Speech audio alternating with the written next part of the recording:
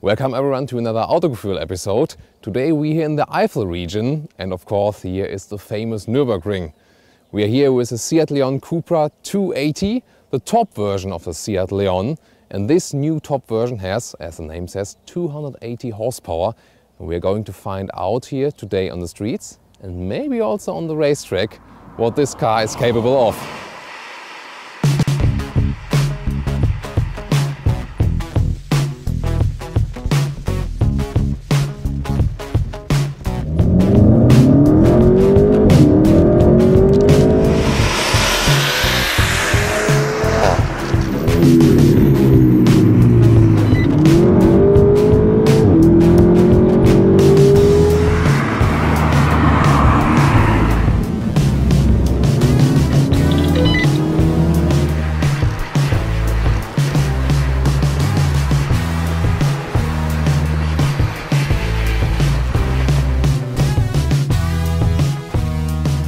Talking about the design, in the front we got a bigger air intake here. It looks a bit cheap, I think, just this black plastic.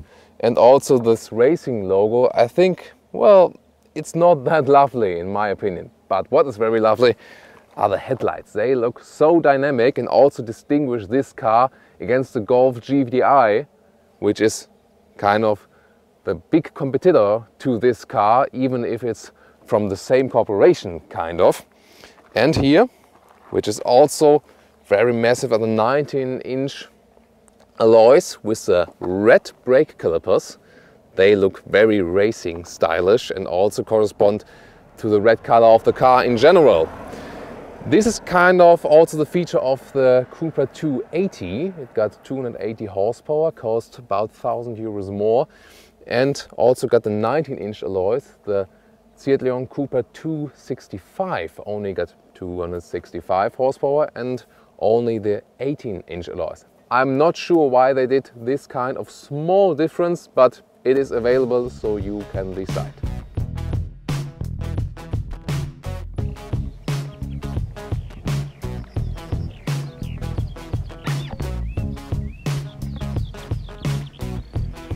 The side profile and also the rear view is rather classic, and that's also kind of a main characteristic of this car, that it's, well, doesn't arouse so much attention. It's more like an understatement car. You just get maybe the red line here at the lower end, which is different from the serial version. But in general, this car is really for someone who wants to drive every day, maybe calm, maybe a bit sporty, and don't want to arouse so much attention. But you always got the capability to drive faster. But if you kneel down in front of that car, you realize two flutes and the rear diffuser, and these look very powerful.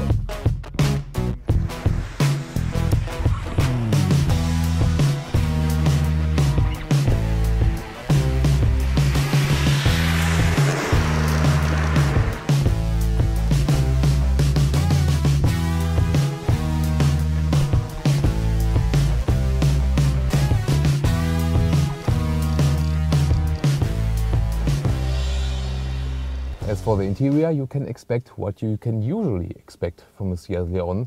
Very good quality, very good craftsmanship everywhere. Well, it is a lot of black plastic still, but it's all very well processed at least. And so you don't have to get used to a completely other car, to maybe a new racing car. You got the standard setup here, but just with a very nice steering wheel. That is kind of a difference. We got better sound, I'll show you soon. This nice steering wheel here, it's got a flattened end and also the racing logo, and it's got a very nice grip. I love this steering wheel, and because this is kind of the interface from man to machine, this is very important, especially for such a car.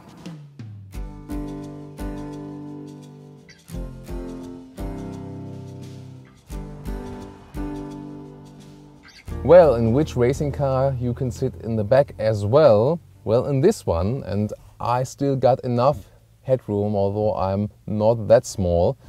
Well, the legroom could be a bit more, but it's still okay. This is a 5-door version here. You also got the SC, the 3-door version, but I would always recommend the 5-door version because it does not harm the design and still you got more usability in everyday driving. You also got the B-color seats here in the back, which is very nicely done and adds some more to this special feeling, but still also the interior is more kind of the understatement and not to arouse so much attention. And as for the trunk, we got a high loading sill here, which is not that practical, but that's just this kind of class. And the rest of the trunk, well, it's very steep than here, and I think you can just use it as a standard trunk. That's nothing much special to say here. You can actually turn the seats, so it's also quite easy.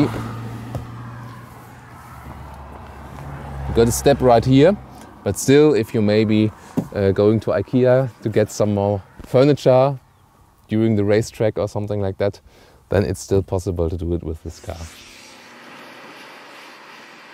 As for driving the Seat Leon Cupra 280, you just feel like in a normal Seat Leon, and when the road is very well built, you almost feel no difference, also suspension-wise. It is a bit stiffer, yes, but you only realize it. We're coming here to quite a bumpy road now, and when you're then going around the corner and you got the bumps inside the corner, then it's a little bit more uncomfortable in comparison to the normal Seat Leon. But still, it's not that you would say it's so stiff that I can't really drive it on long road or something like that, on long trips. It is still comfortable enough to use this car in everyday life, and that's also what Seat has tried to do and also succeeded in doing it. However, by the very well done sporty steering wheel, you got a nice connection to the road, and it's a lot of fun to drive it really, especially here on countryside roads, and this is the perfect car for that. So as a first conclusion, I must say, I would go for this car if I really want to have a sporty racing car and still use it in everyday life. Don't want to have two cars, one for the racetrack and one for my everyday life. And I think it offers enough comfort to drive to the racetrack and then go nuts there. If you are in a normal drive mode, it drives very calm. It's almost relaxing just to drive. But then you can switch to the sport mode, get more torque, and he shifts later. And you can support that even with drive modes you can pick with a button here in the center console. Look at here. Maybe we can see it here. It's a bit dusty here, but here we got individual, comfort, sport, and Cupra. And this is of course a favorite mode in this case here, because then maybe here too, shifts very late. This gives you the ultimate sporty experience, and this mode we also use for the 0 to 100 acceleration.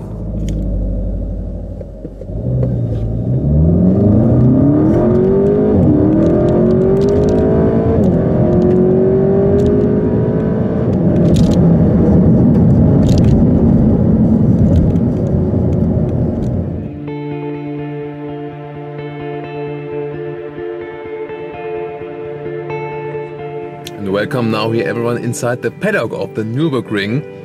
We're going on the racetrack now, on the Grand Prix track.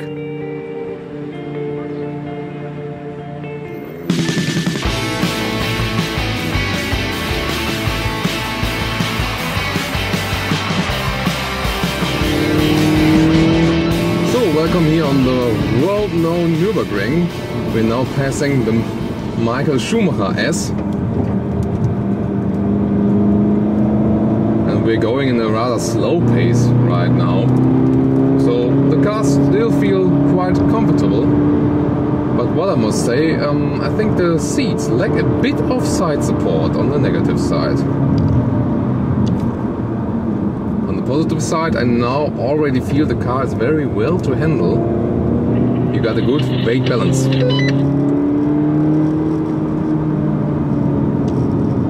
So you don't need to be a race expert to handle this car.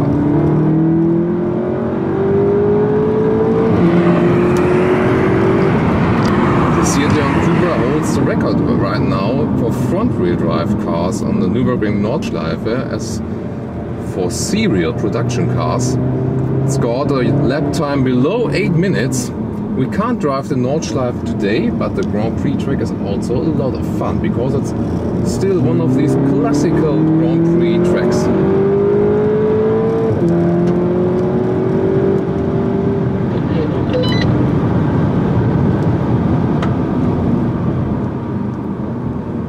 We do feel that it is a front-wheel drive car because when we accelerate very hard going out of the corners, we might feel a bit understeering, but it's still, well, it doesn't really get into effect that much because it's all regulated by the electronic.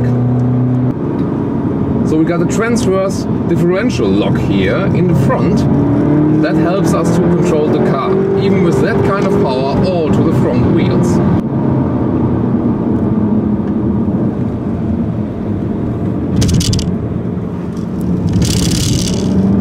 Getting on the curbs.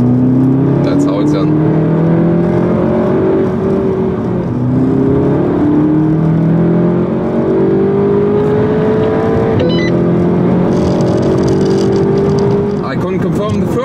I got from the steering wheel, it was really good to handle, and you got the progressive steering in here. Means the more I steer to the left, to the right, the more the wheels turn left or right. So I never have to leave the 3 o'clock, 9 o'clock position here.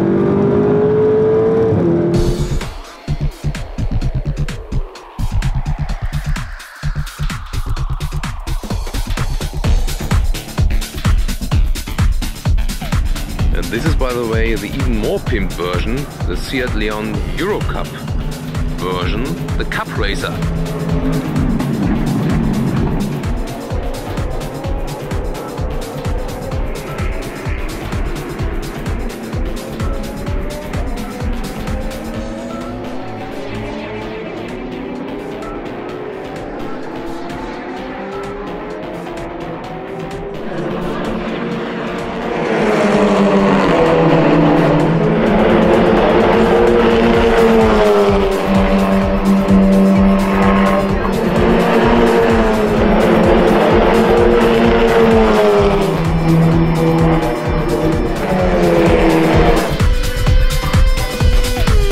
Seat Leon Cupra is positioned between the Golf GTI and the Golf R, so it has more power than the Golf GTI and, in my opinion, also more design features. It looks more dynamic, and so it also attacks a younger target group. And I think, in my opinion, this works pretty well.